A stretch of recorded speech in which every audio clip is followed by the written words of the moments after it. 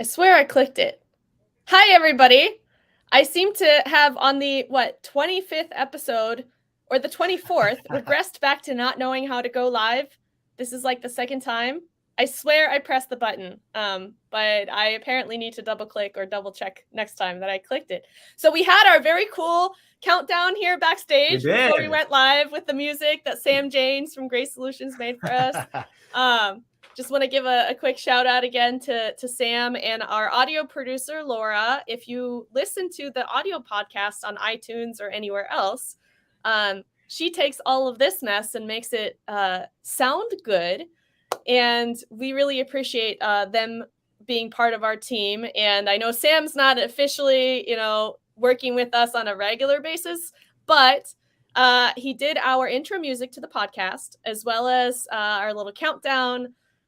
We have an outro as well that will probably be, if it's not already on our episodes, adding in season 3.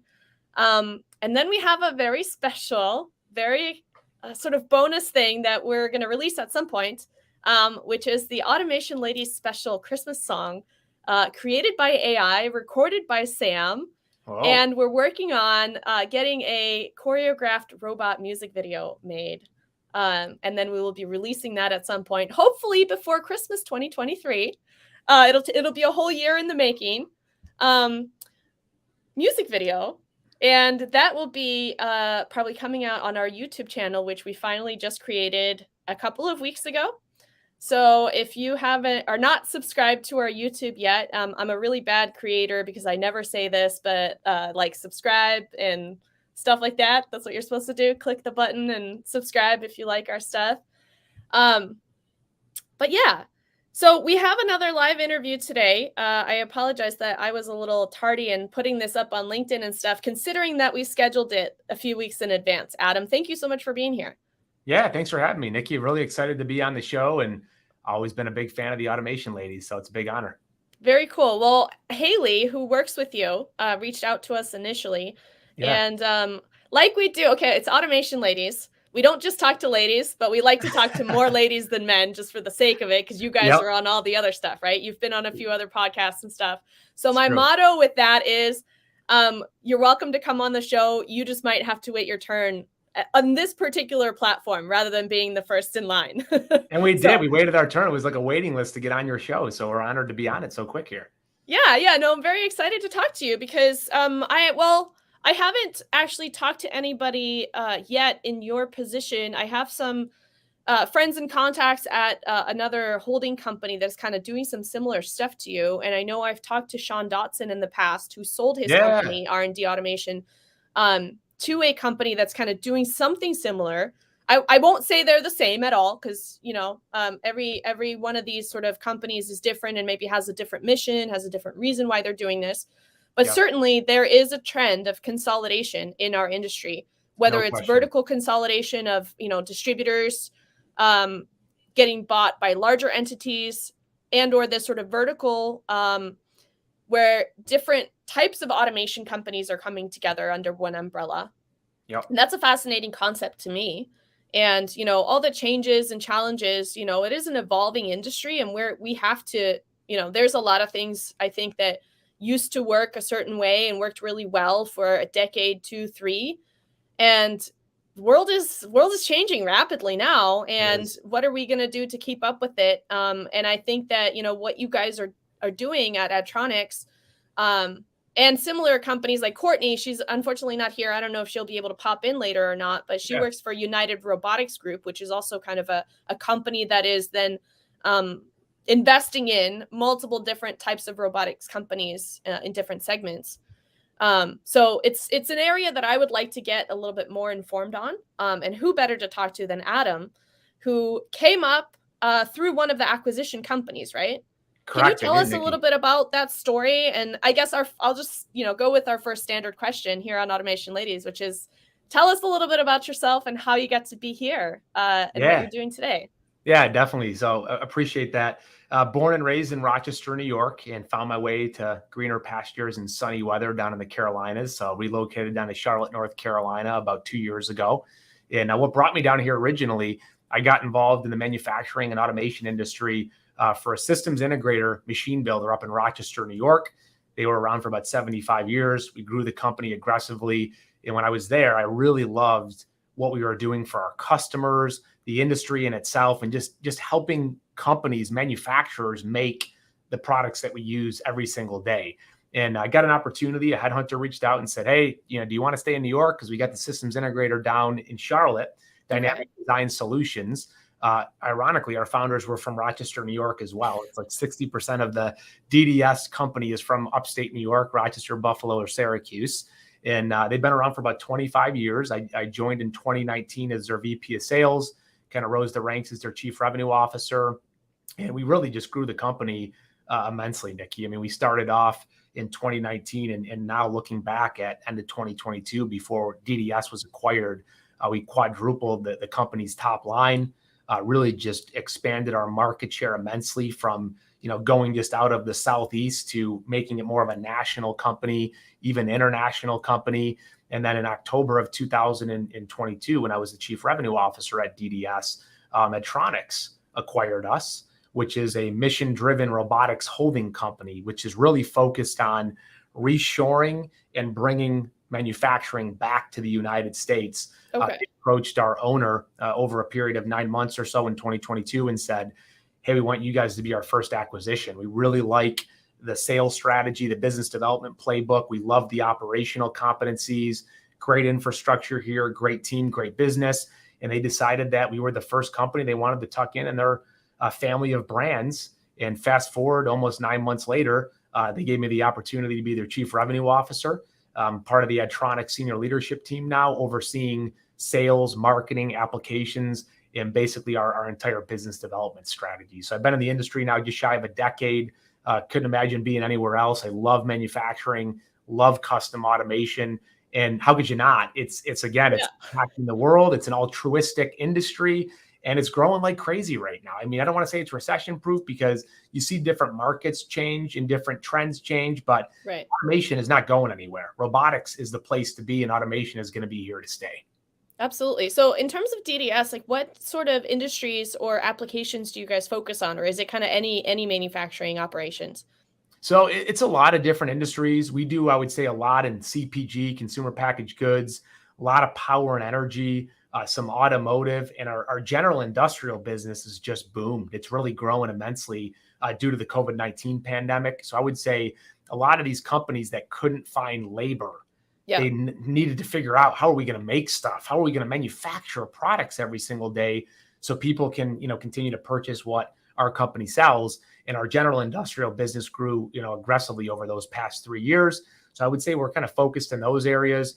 And then a lot of specific applications as well. We do a lot of pick and place applications, a lot of part feeding, material handling, really a lot of key applications here at DDS that we've really specialized in, and that's made us successful over these past 25 years.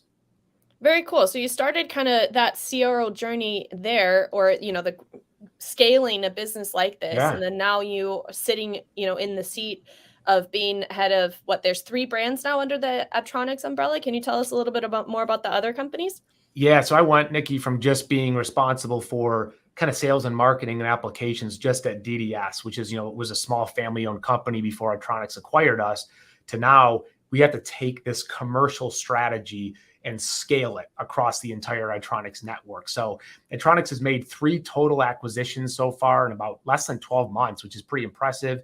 They've acquired their second company in January of 2023, which is Missouri Tooling and Automation. I want to give a shout out to David Hopkins, our VP of Engineering, and our president, Bob Archer, over there. They're doing incredible things in manufacturing in the state of Missouri. And then after that, we acquired a company in the aftermarket services group. It's called Bow Robotics. That happened in May of 2023.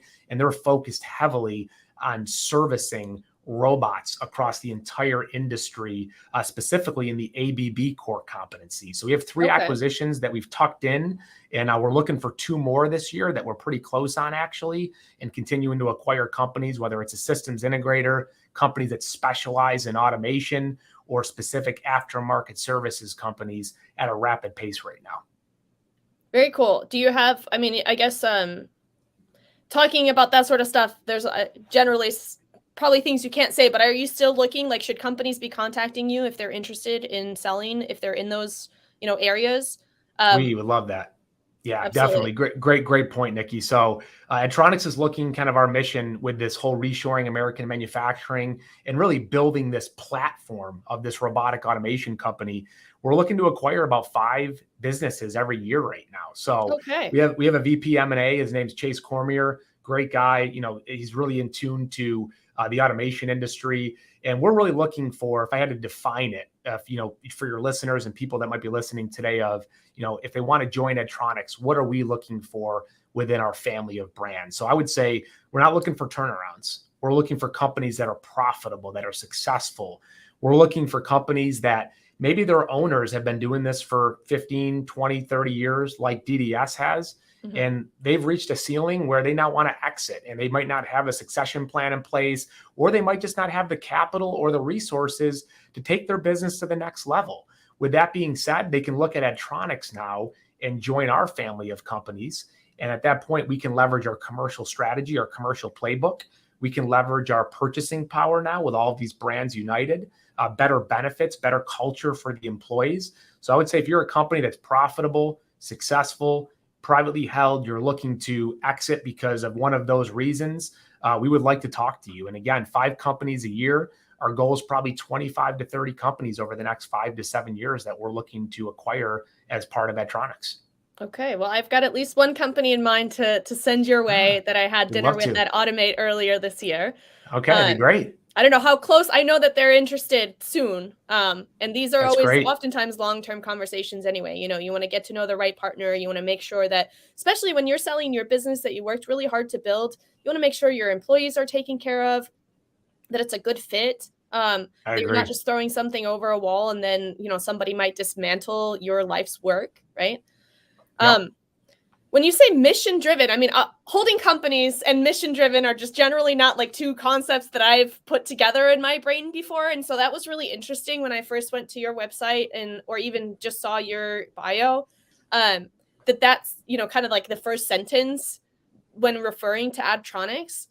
Why is that so important? And how does a private equity group or, company decide that, that they're going to go and acquire companies and, do it with this mission in mind? That's just something I haven't seen so much before. I always just think of, like, I guess private equity's mission is to make money. I mean, not Right. to say that isn't also your mission, I'm sure. But it doesn't seem to be the primary focus driver of what you guys are Uh, doing. Great point. And I'll kind of lead you on our transformational journey on this to really explain it. So picture this, 2 professionals, Max Katstein and Griffin Horder. They own multiple companies, not just automation or robotics companies. They're a boutique private equity firm, though, these guys. Wicked Okay. sharp. I mean, they've been around. These guys are gurus when it comes to taking companies, leveraging their peoples, their talents, and really making a culture where people prosper and flourish. And in result, that turns into profits. But it's people over profits, their approach. So they have 3 other companies in addition to Addtronics. One of them is a pie making company. It's a great company. And, during the challenges of the pandemic and just in general, when it comes to labor issues, quality, safety, they said, hey, we need to come up with a way to maximize our efficiency, increase our throughput, decrease safety issues, and make this place a better company for our employees. So light bulb goes off in Max and Griffin's head, and they're going, why don't we do this through robotics and automation? Yeah. So they acquire robotics, automation, they put it in their plant, and boom, victory happens. Production's up, safety issues decline, people morale increases.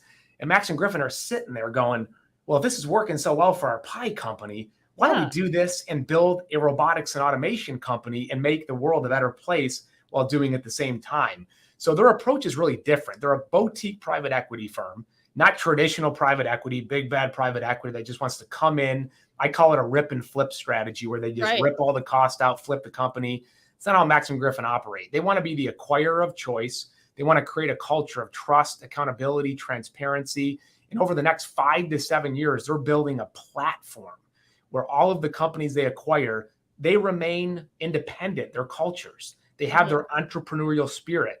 We want our owners to stay with us. We don't want the founders and the presidents just to say, thanks, I want to sell and I'm done. We encourage them to reinvest capital, to have skin in the game, to stay with the companies. And at that point, why we're a mission-driven company is we want our owners to keep their cultures, to keep the people that have fueled the growth, Nikki, for 20, 30 plus years for these companies. And in doing that, I think traditional private equity, they buy all these companies, they stick them all together, they mash them all into one. And it's like, hey, all of you have to fall into line. And if you don't make the profit number, then you're gone. We're backed by family office money, by this boutique model where the companies still remain almost independent. So when you get acquired, that next morning you wake up, the senior leadership team is typically still there. Yeah. The employees, they're still there. Your building's name, your brand, your logo is still there. If you come down to our Charlotte office at DDS, they're not going to see the Addtronics logo on the wall. They're going to see Dynamic Design Solutions, now an Addtronics company, but you're still keeping that unique brand name and you're still keeping that unique culture. And I feel like with what Max and Griffin did at Addtronics, that's why it's more of a mission-driven holding company. It's not just about dollars and cents. It's about keeping these companies uniquely focused on their culture, their people. You take care of that, that's going to take care of your profit and your customers. Absolutely. And it's so refreshing to hear that, because that's been my perspective for a long time on just business, right? You focus on your customers and your employees, and then it may not be the way that you read a balance sheet normally, right? You look at those line items and it's like, oh, perks. Like, I had one company offer me a job. They try to steal me from like their competitor, essentially. They're like, oh, you're the top person in our territory. Let's just, kill two birds with one stone, get you over and get you away from them. And, I entertained the call because I was interested in hearing, most people, I was not going to go to my competitor. That was not my first, thought was like, oh yeah, I'm going to just jump at this opportunity. But I was very curious. Yep. And I went through these like series of meetings. They were very serious about trying to get me. And I initially was like, yeah, I'm not really one to, go to my competitor, and I'm happy. And, but they set up these series of meetings with the one VP after another. And I went to go see one of their satellite offices, which was closer to my house than the main office was. Yeah. And because I thought, well, there is there's some interesting stuff here. And, maybe there's a reason why this happened and I might be interested in it. Pay was much better. There were certain opportunities. It was a bigger company. But one of the things I noticed in that office was when I went into the kitchen, it was just, the office was also very dingy. It was like, it had art that was sitting on the floor that hadn't been hung on the wall, but it looked like it was from the 80s. Lighting was terrible. There was not like any kind of greenery. So compared to my office, like my existing office and their headquarters office, it was like, what is this, a stepchild? And then I went into the kitchen and there was no coffee. No. And one of the engineers that I was talking to, he's like, oh, hey, I have some tea in my drawer, my desk drawer, if you want some. And so I just asked, I was like, well, why do you have tea in your desk drawer? Like, and the VP that I was meeting with said, oh, he's like, yeah, well, the company, is very tight on, they don't want unnecessary expenditures, and there's free coffee down in the lobby. And I was just like, well, there's a pot of coffee in the lobby of the building, and your wallet is so tight. Like, you are trying to poach me, offering me more money and all this stuff. And sure, I would make so much more money that I could easily buy my own coffee maker. But that wasn't what the red flag to me was, that you don't value your employees that work here enough to pay for their coffee because you think that's an unnecessary line item expense.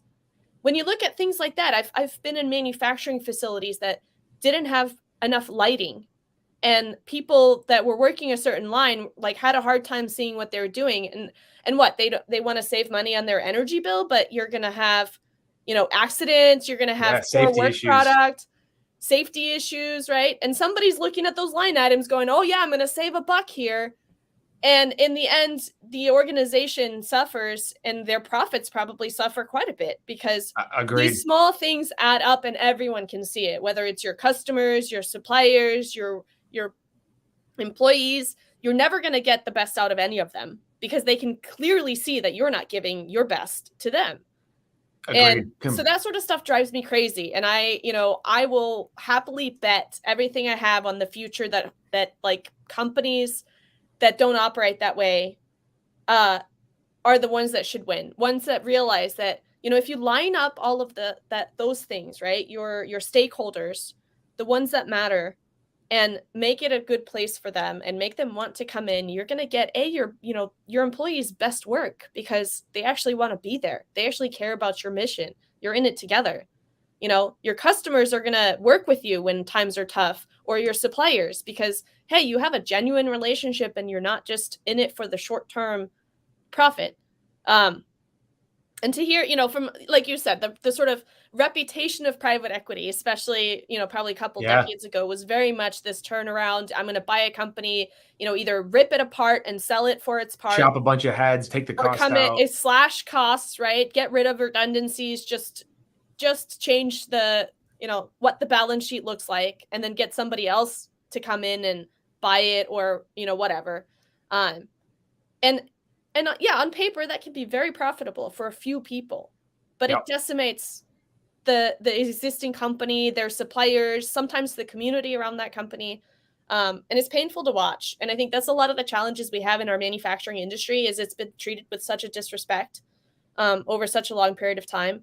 And people have been able to get away with it because these companies kind of operate like, I saw a post from Mike Nager today. If you don't know him, you should. He's with Festo Didactic, and he wrote a book called about smart manufacturing for kids and stuff. But yeah, he said one of the reasons why we have such a trouble, with our workforce shortage, skill shortage, not enough people want to work in manufacturing, is we're typically in these nondescript buildings with no windows off of the side of a highway, and nobody can see what's going on, what we're doing, the fact that it's cool. And it also doesn't really help the good companies differentiate from the bad, because a box looks like a box when you have no idea what's going on inside. One might be a super cool facility full of robots and, with a great culture, and another one will be full of OSHA violations and terrible. And like from the outside, you can't tell the difference anyway. And none of these companies are out there talking about what they're doing, which is one of the reasons why we wanted to do this show too, more so on the automation side and like the careers and things like that. But like not enough people just talk about what they are and how they work and why we do them and why they're so cool. I completely agree, Nikki. And it's kind of interesting too. I feel like it even starts at the university level, at least in the United States. We don't talk about jobs in manufacturing as jobs to go after when you get out of college. I mean, you hear all these stories of going to these big consulting firms or the big four accounting firms, or go work at Google, to take all these white collar jobs. But you look at technicians, you look at these blue collar roles on the manufacturing floor or on our plant floor right now to assemble machines, and these robot technicians, they're making more than these people right out of college and some of these other jobs sitting behind a desk right now. And I totally agree with you. It's like when at the university level, they should be educating and talking to these students that are coming into the workforce saying, have you thought about going into a manufacturing role? And I think because, to your exact point, the past 50 years, manufacturing has gotten a bad name. I mean, if you come to the dynamic design facility, it's all glass, it's all, white and heavy, nice lighting. We wanted our facility to look inviting and warm and high tech. All of our conference rooms are named after famous inventors. Why? Because we know the workforce is changing too. You have all these young professionals that come in and they look at manufacturing with this stigma of it's had a bad name. It's a dirty, industry, and, it's male dominated, right? I mean, we're on the automation ladies today. Would we ever have had a female podcast in manufacturing? Podcasts probably weren't even a thing 20 years ago, let alone what you're doing right now, taking the industry by storm. But if there were podcasts, you probably wouldn't even have had a podcast where, women were promoting manufacturing. I mean, thank God, that you're doing that right now, because that's one of the things I think that's so cool about Addtronics is we're promoting all of this, bring women into the industry. We want that diversity. We want that inclusion because they bring incredible ideas. They bring a different perspective. And, going back to your statement of, a mission-driven company, again, it's just another notch to what Max and Griffin have really built here. Addtronics is different. We're not the same of what a traditional PE firm is all about. Do you know, in terms of the part of the mission, and you talk a lot about culture. Huge.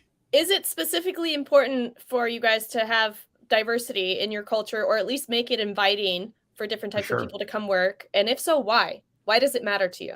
Yeah, it's extremely important. So I would say, again, culture is the number one reason. If you talk to any of my direct reports or indirect reports within this commercial organization that is now 3 companies wide, of why they want to come to work every morning. And people will ask me, Adam, as the chief revenue officer, how do you explain culture? And I tell them, what's that feeling that you get on Sunday night or Monday morning when you know you have to go to work that next day or that morning? And to me, I joke, I have a lot of energy, a lot of passion. I don't drink a lot of coffee, but if I did, I was told, not good because it's too much energy. But when I get up on Monday, it's like I jump out of bed and I'm like, man, I want to come to work at this freaking company because, the way Addtronics operates is they want, to your point of that diversity, they want multiple perspectives. And I think it brings that, we haven't thought of it this way. And why hire people that are intelligent and smart if you're going to tell them how to do the job? That's not what Addtronics is about. We want to hire people that are smarter than the senior leadership team, or managers are encouraged, hire people that are smarter than you because they give you a level up. They gap that skill gap that you may have. And I think that's the really cool thing about Addtronics. I'm going to be 36 in August. Chief revenue officers, CEOs. I think everyone has this perception that they have, gray hair. They're in their 50s. They've had 30 years of experience. Max and Griffin don't operate that way. At Addtronics, it's like, are you qualified?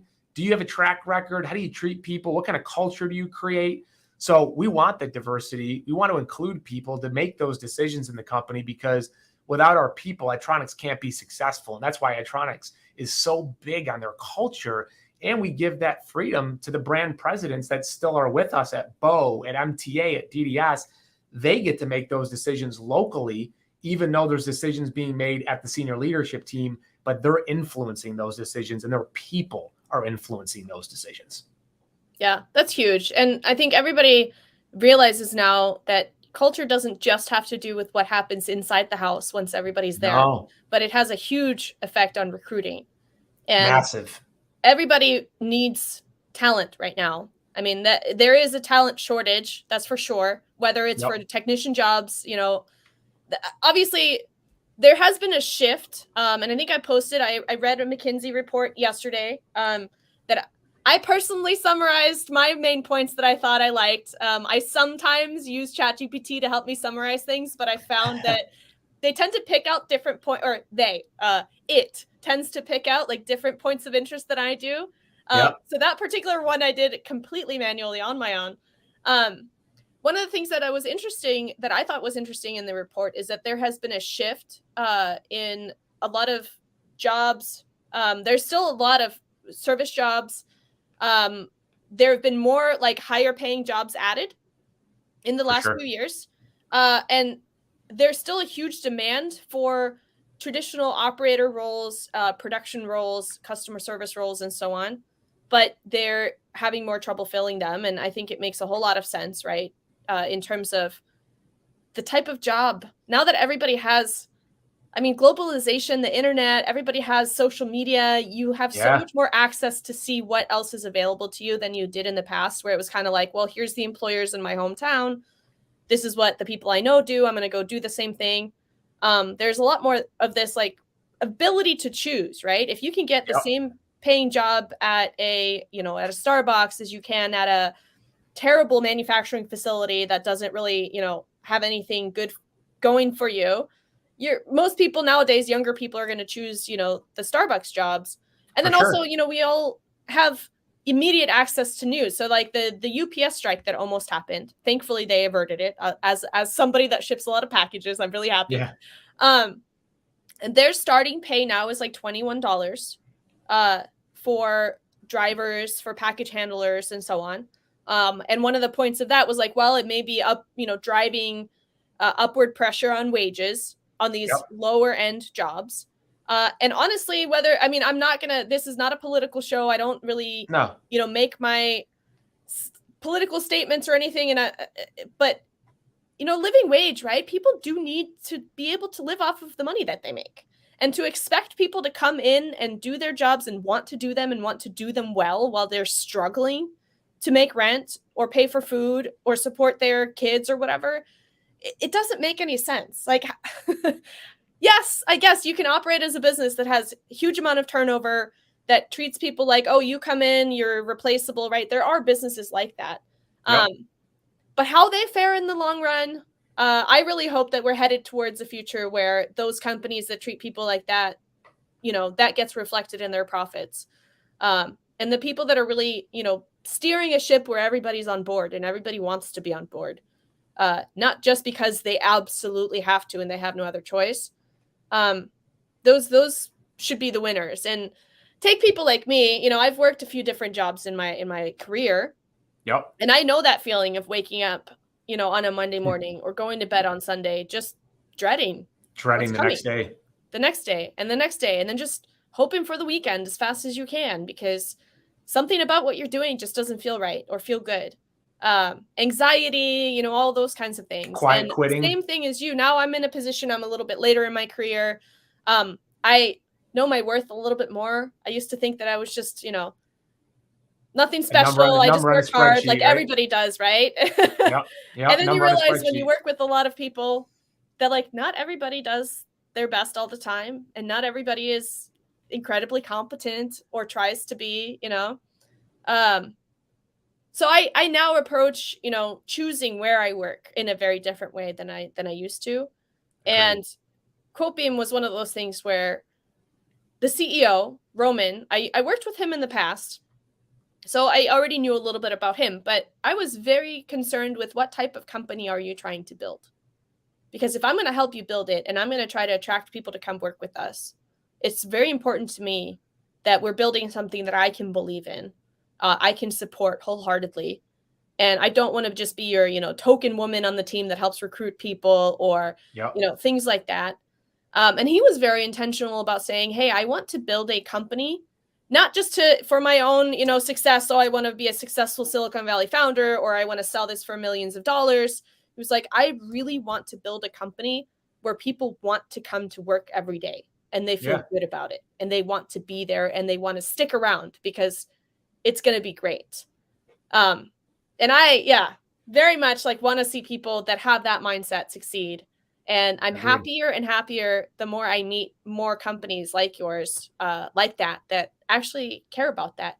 And I'm seeing them succeed. So it doesn't have to be one or the other. You either have to be ruthless and terrible and, not care about your employees, and that's the way to make the money. No, because there's plenty of companies out there that are doing it the right way and are succeeding and are growing and are making good money. Yeah, I completely agree. Are you finding in sort of your pool of companies that you guys are looking at for acquisition, have you chosen not to invest in some because they don't have a culture or a leadership group that you guys can feel good about folding into your organization? 100%, Nikki. So when we're evaluating, and again, Chase does a great job, our VP of M&A, when we're out looking at these companies, one of the biggest things that we start with, I wouldn't even say it's, later on down the line, a lot of M&A deals, it's just looking at that balance sheet. How does the quality of earnings look? We're looking right away as what's this team look like? Does the founder and owner want to stay? Do they want to exit too quick? Is there something behind that reason? How is the leadership team going to collaborate with our leadership team and the different brands that we've acquired?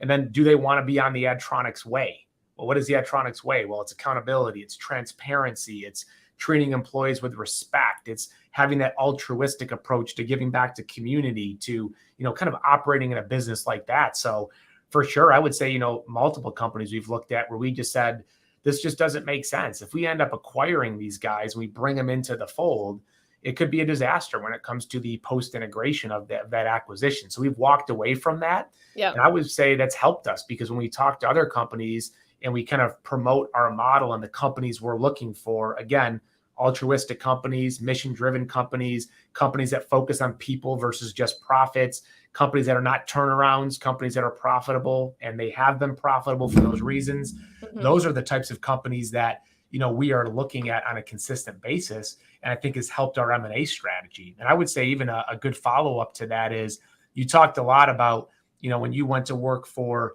Roman at Quotebeam and saying, what kind of company are you trying to build here?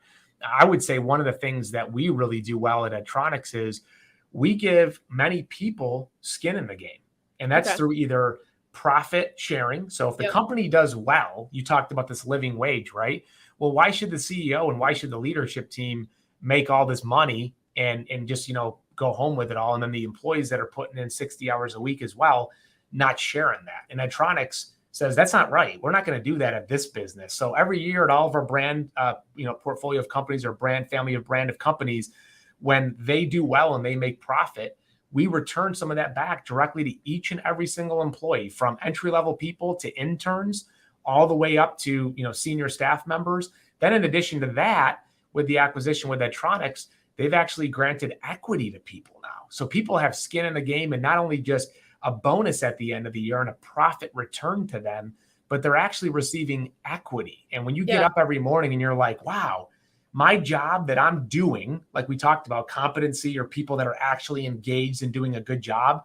What we've learned is if you give people a piece of equity or ownership in the company, you're going to see that amount of work quality increase drastically, because when they're going home every day, sitting around their dinner tables with their wives, their husbands, their kids, their partners, they're sitting there going, I own a piece of this, man. What I just did today for this past 8 hours, it's helping advance the Addtronics mission. And when this company chooses to exit one day, which is probably 7 years plus, which is what Addtronics model is, I'm going to get a return on that investment. And that's pretty hard to see right now. A lot of companies, they don't offer that. And Addtronics does. So when people are watching videos like this with the labor market being tight, I'd say take a look at a role with Addtronics, or hey, business owners, you want to sell your company? Come look at being acquired by Addtronics, because we operate very differently.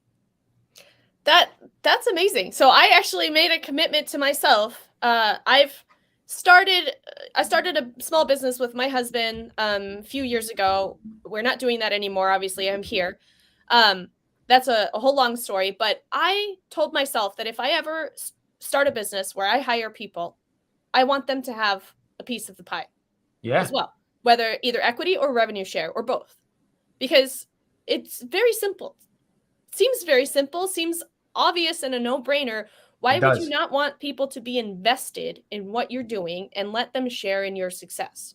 Because I've seen so many times people that have a job, they go into that job, they sit around, unless they're told what to do, they're just sitting there because, hey, they're not getting the respect and they're not getting paid enough to care beyond what they're contracted to do or what's in their particular job description. They sit around on their phone until somebody tells them something to do. Well, if you own that company or a part of it, what wouldn't you think, okay, how every minute that I'm sitting here doing nothing, I could be doing something to make the company more successful. Agreed. And if you have that piece of ownership, that thought that, hey, if the company does better, I do better, then you would, I don't know. It seems to me like most people would then not sit on their ass and do nothing. They would think, okay, what else can I do to help the business right now when there's nothing to do in this particular role? And I guess that's also just always been my mentality, because I started working for my dad's small business when I was in middle school. And I knew, even though I wasn't technically, like what happens here is going to directly impact my future. Your family. Yeah, exactly. Your family too. And so I was always just kind of, I was the intern, and I was always on the lookout for what else could I do? Who else can I help? What can I add? And I learned just kind of at an early age, kind of the ins and outs. It was a small business, but I helped a little bit with accounting. I would answer the phone if somebody was out. I would clean up if somebody left something, or I noticed that, the cleaning crew didn't dust something. And then I've carried that with me to every job. And for better or worse, in some cases, people have been like, stay in your lane, Nikki. You need to be doing this, like focus on what your job is and not. But I'm like, but the business needs this. So you got to be everywhere, right, to help support. I agree. I mean, think about it. You've carried that with you, and that mantra has probably made you successful. I mean, we look at it right now with our employees, and some people say they spend money like it's their own personal bank account. And we love to hear that. It's like they care that much. But why do they care? Because they have a piece of ownership in it. That comes with pride to work every single day. And I think that's what's really cool. When we were at Dynamic Design, we didn't have that. People didn't have equity. It was privately owned, great family owned the company. But when Max and Griffin created Addtronics, that was one of their contract, I would say, with their people is, hey, if you're in the right position, you work hard, you prove yourself, you do a good job for us, you put in the time, we're going to give you a piece of ownership so you can also enjoy some of that success like everyone else is. And I think that's a huge differentiator. I mean, you mentioned Sean Dotson. He's a great guy. I know his story. And I think, when he sold his business, maybe he had a different outcome than what we're building, because it's not the same. You hear these different spinoffs. JR did it. Sean Dotson sold his business. His private equity firm's doing it. But when I look at Addtronics, I don't really see, Nikki, anyone out there that's really doing it like how Max and Griffin are doing it. I mean, number one, they brought in an industry veteran. I mean, many people watching this show, if they're in the manufacturing industry, Jerry Osborne's our president. He was a senior leader at KUKA Robotics, ABB. I mean, the Okay. guy's a legend. You know, I called him the man, the myth, the legend. Like everyone knows him. When he's at Automate, people flock to him. And he's been in the industry for so many years. So they brought him on board. He knows the industry. He knows how to treat people. He knows how to lead people. You know, Max and Griffin, they've actually seen in their personal lives. One of our founders, his father worked for a manufacturing company for 40 years. Private equity buys them. The day after they buy him, they come in, they whack his dad.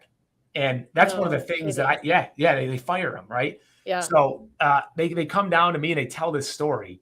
And it really kind of touches my heart because one of the owners is like, listen, you know, you don't know us, but I'm going to tell you this story. I'm going to share this, what happened to my family.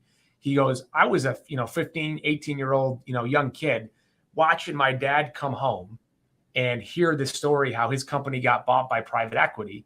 And then the next day they come in and they let him go. He goes, we're not going to let that happen at our company. We're going to treat people differently. And every day that kind of sits in my memory, our owners telling me the story of what happened to my own father. I mean, when you see that and it affects your own personal life, you can not only sympathize with people, you can empathize with people. So I think, that kind of was a big play with the Addtronics business when our owners said, this happened to us personally. We're not going to ever let this happen to our people. We're going to treat people to a higher degree and a higher level of standard. And that's where the equity came into play, because then people feel like they're part of the Addtronics family. Absolutely. Another thing that you mentioned before was using the word platform. Yes.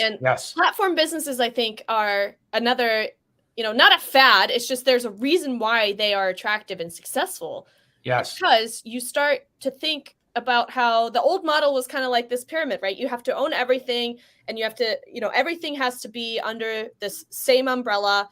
And if you don't do it in-house, you don't do it. Or maybe you have supplier, these kind of like one-way relationships, either up or down or sideways. And the platform business looks at a problem or a community and sort of ends up having these multi-dimensional relationships, right, between the entities on the platform. We think of Quotebeam as a platform business, for instance, because we have multiple different customers, and we have a lot of different suppliers that we work with. And some of our suppliers are also customers in different cases, right? We help. And then we support our suppliers with other technology from our platform for them to be more successful in their own business as well as the business they do through us. And so one relationship ends up resulting in multiplied benefits for everybody. How do you guys see yourself as a platform, and what benefits does that bring to the companies in your ecosystem, whether it's your portfolio companies as well as your customers and suppliers? Yeah. So great point, Nikki. I would say really kind of it's two-dimensional when you look at what a platform does for, number one, our customers, which are our most important focus, and number two, our employees, which are even more important to us. So I would say when you look at that, number one, for the employees, when you bring all of these companies under one umbrella as part of the Addtronics family, there's a few major things that we can leverage with this platform. So number one, benefits are huge. Costs of benefits are going up, immensely. And I think I was talking to you backstage before we started, and I think you said you were from Iceland. I mean, different countries have better healthcare programs. They have better benefits, whether it's maternity leave, paternity leave. They're expensive though in the United States. So you can't always demonize the employer because it's a big chunk of change to put that up. It's all on them. Yeah. It's all on them. And it's so I look at it, it's a lot. So with Addtronics though, we looked at it as we put all these companies in one umbrella. Next thing you know, we have power. We have a group of companies that say we demand better benefits for our employees. So that platform is helping our employees with better benefits, whether it's 401k programs, whether it's healthcare benefits, whether it's tuition reimbursement. That was a major win we just ended up scoring because of Addtronics for our employees at DDS. There's now tuition reimbursement to help people retool and re-educate and get more skills in the marketplace.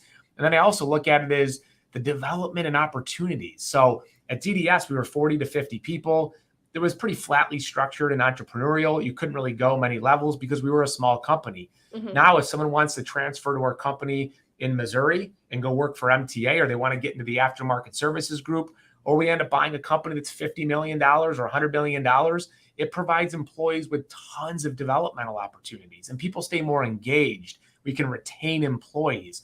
So building that platform helps people's lives become better from a personal standpoint. It helps their families in a positive way, but really helps their professional careers in a multitude of either development and education. I would say with our customers, the platform impacts them even more, because you have customers right now that work with DDS, work with MTA, work with Bow Robotics, and they may only have one specific application that they can really knock out of the park. Now with Addtronics, and we're seeing it right now, it's not even in theory, we're seeing it happen. We're going out with Bow Robotics in the Ohio, Indiana area. They are repairing and doing preventative maintenance on ABB robots right now. But then we're going in there last year, and Bow Robotics customers are saying, man, I would really love an integrator. Can you do this integration work? And Bow is saying, no, we can't. We can't do this. We don't know how to do it. Well, now they're going, oh, yeah, we have two companies, one in Lebanon, Missouri, one in Charlotte, North Carolina. These guys are major systems integrators, 100%. We can offer the full service offering now. So you're starting to build this platform, almost like building blocks of a house, where you're laying this foundation. I say it's almost a cradle to grave solution or a one-stop shop. And that's kind of what Max and Griffin envisioned was, let's buy an aftermarket services group. That's going to be a chunk of our business. Let's buy a bunch of systems integrators and put them into our business. And then let's buy a part of our business as well that has product specialization that focuses in automation and robotics. If you bring that all in, you don't jam them together. You keep the cultures independent, you keep the systems independent, but you leverage the processes, you leverage the cost savings, you leverage the best practices, and you make it a one-stop shop to our customers where you now have one product offering.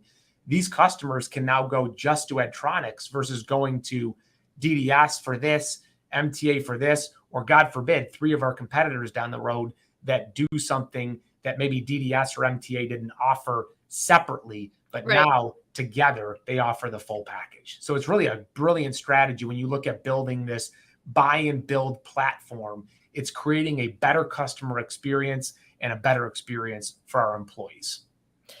Yeah, because it can be really hard, I'm sure, as a manufacturing company to A, find the right suppliers, and B, vet them. Like, let's say you haven't worked with a big systems integrator before, or you've been, God forbid, burned by one, which I know is plenty very common, unfortunately. How do you vet a supplier relationship as complicated and important as, like, let's say a custom machine? Yeah. Just because somebody says, oh, I build these machines. I mean, there's a lot to that. Like, even just recently, I know of a case where a big manufacturer invested in a machine. They quoted and got a customer relationship based on the projected output of this machine. Yep. Now the machine is installed. It's producing like half of what it's supposed to. It's wildly unsafe.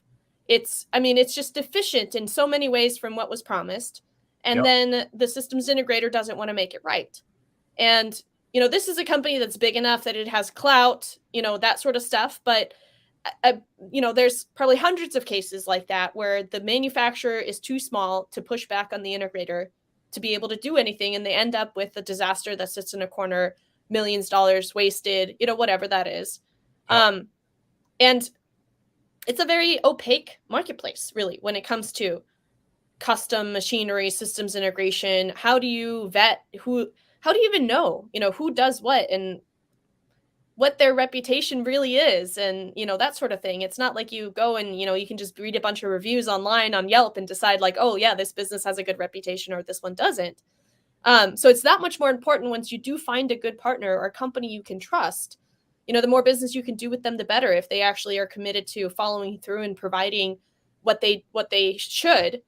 And it's so cool that the reason you guys exist, that Addtronics exists, is because of a successful implementation of automation at a manufacturing company. So the whole pie business, and them doing that successfully and seeing how it was good for them, good for their employees.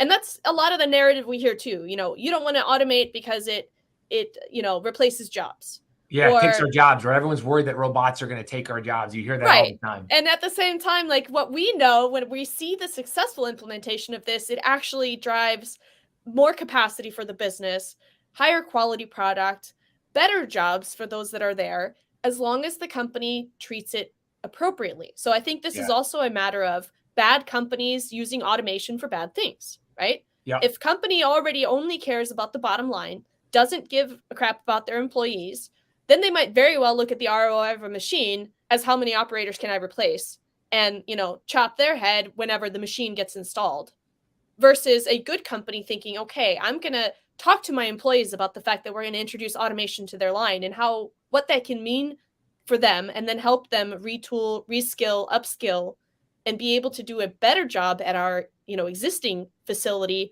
or maybe move up to now more of a supervisory position or a managerial position, or, there is the opportunity to use automation for the right reasons and for it to really help grow your business. And there is equally the opportunity for you to treat automation like a threat to your employees. And the outcome of that, I mean, sometimes they are more profit, but at what cost? But I think more often than not, they don't actually result in that profit that, the initial ROI calculation had in mind.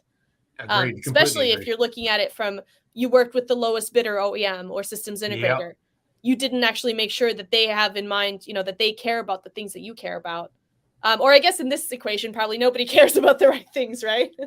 Yeah, no, exactly. I think it's kind of cool. And one of the reasons why, I really like what Addtronics is doing is, you made the point beautifully. Max and Griffin at their pie company, they brought in automation. So I like to say, this industry doesn't like a lot of tourists. They don't want people that are just kind of coming in and they're excited about it, but they really don't have any roots behind it. So when our owners ended up embracing it, they invested in it for their own companies. Then they said, okay, we trust the technology. We see the technology. We believe in the technology. Yeah. Now let's go put that capital to work and build a platform to then help the industry get better, reshore American manufacturing. And I would say those customers, to your point of how do they pick a systems integrator that's reputable? How do they know what they're going to be working with and protect themselves from some of the risks? I would say, number one, are those integrators transparent? Anytime you want to come to MTA, anytime you want to walk into a Bow facility in Cincinnati, Ohio, anytime you want to come to the DDS facility in Charlotte, we're an open door. We actually encourage our customers to come see the machines while the build phase is happening. A lot of integrators don't do that. It's like, well, when the FAT's here, then we'll have you come. You can see it because, you want to make sure that you're hiding mistakes. That's not Addtronics methodology. So I would say, are your integrators encouraging you to come be a part of the design and build process? At Addtronics, yes, we would love that. That's what we're all about here. The other thing is talk to the customers. If these integrators can't provide, multiple referrals and potentially invite you, we do that at Addtronics all the time. We say, hey, do you want to come see one of our customers' sites where we put a machine on their floor? They will literally talk to you about how that machine is helping their business. They'll be happy to give you a tour.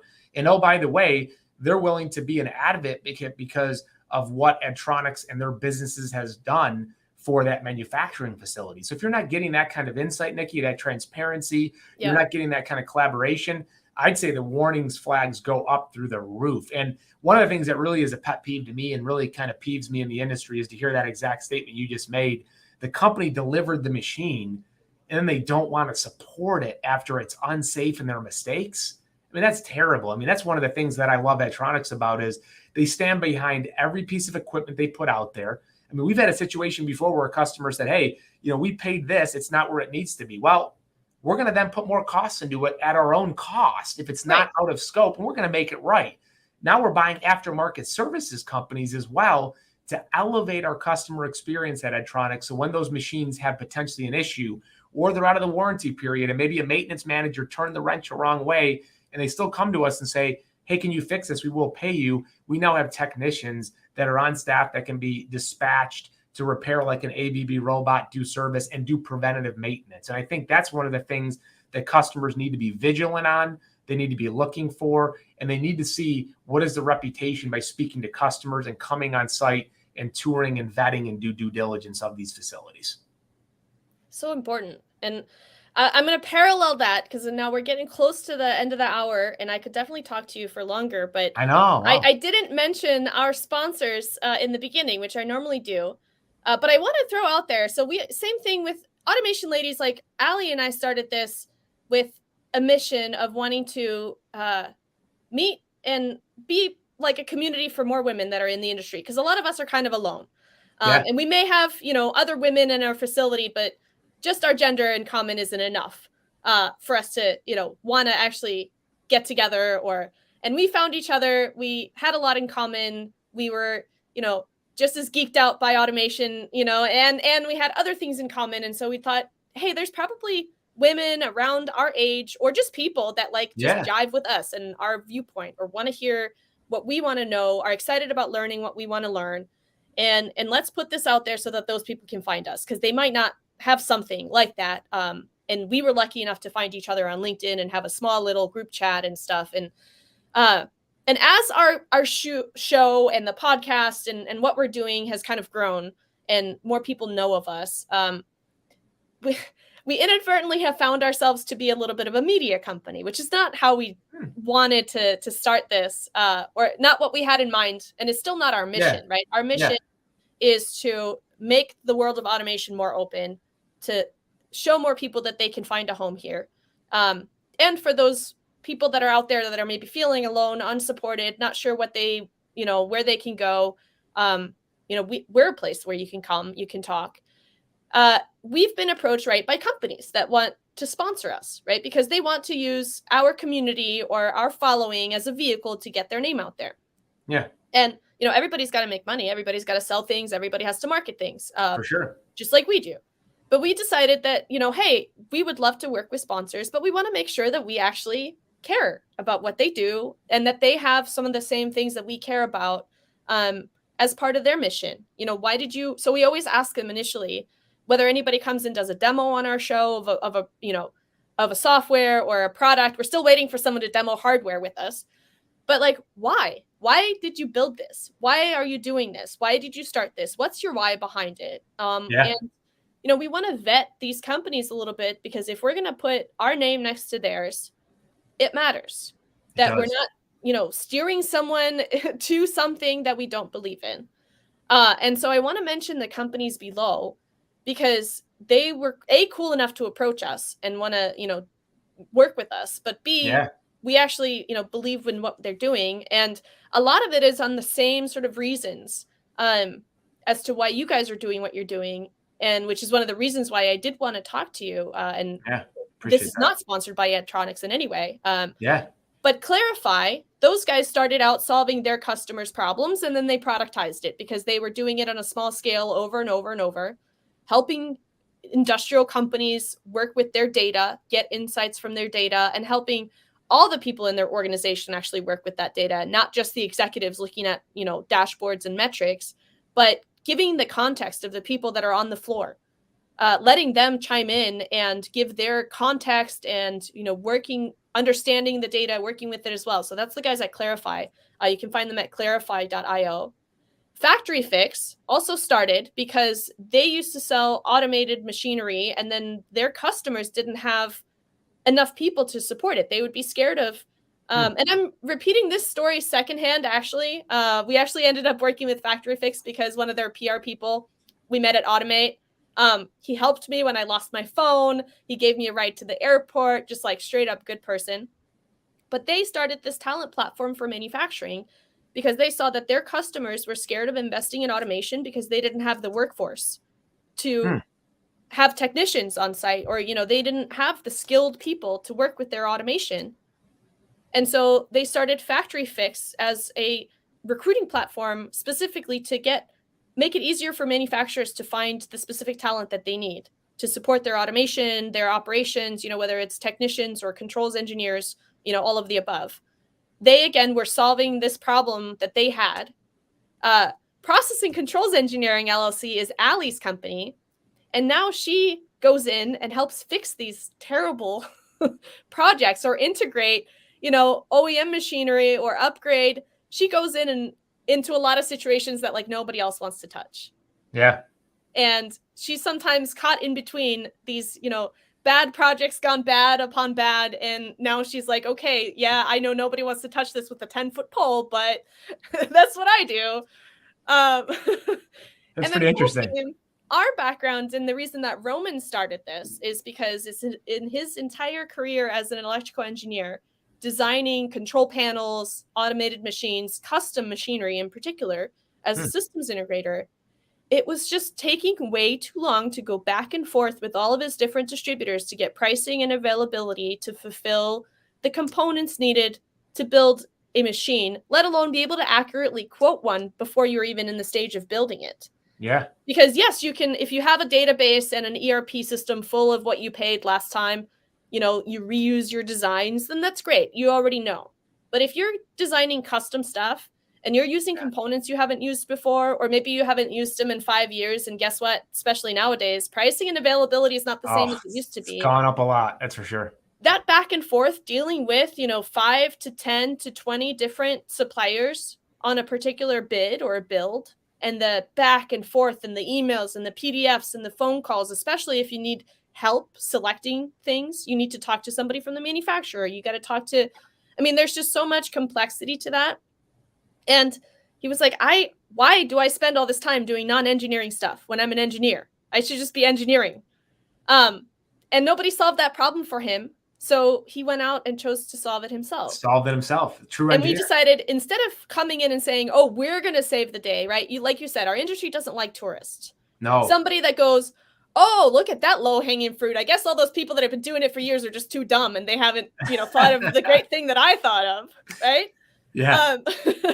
Our idea with Quotebeam is not to say, oh, distributors are just terrible. That's why it's so hard to work with them. No, it's that they are small, generally, some of them, right? They're smaller and they don't necessarily have, the millions of dollars that they've been able to invest in e-commerce and communication tools and project management tools and automated quoting and, automated document processing, automation of the parts that, at this point we should be able to automate. But a funny thing in our industry is we automate a lot of stuff for our customers. And then oftentimes we end up with kind of a back office that's very much like, I'm going to hand this paper to this person or fax it or whatever. But all these regional distributors are in different phases of this, technological digitalization, so to speak, on their own journey. And sometimes, you don't have to go at it alone, or you shouldn't. And that's why we're like, let's provide a platform where we can, bring some economies of scale to some of these things, like by combining all of our combined regional distributors in stock inventory. So somebody can actually find if they're just in a bind and they can't wait 8 weeks or 52 weeks for a component, and then not having to, go through the whole 2-week ordeal of establishing a new credit account with somebody that you just want to buy a couple pieces from. But then too, empowering those distributors with tools to make their businesses more successful on the parts that they're doing on their own.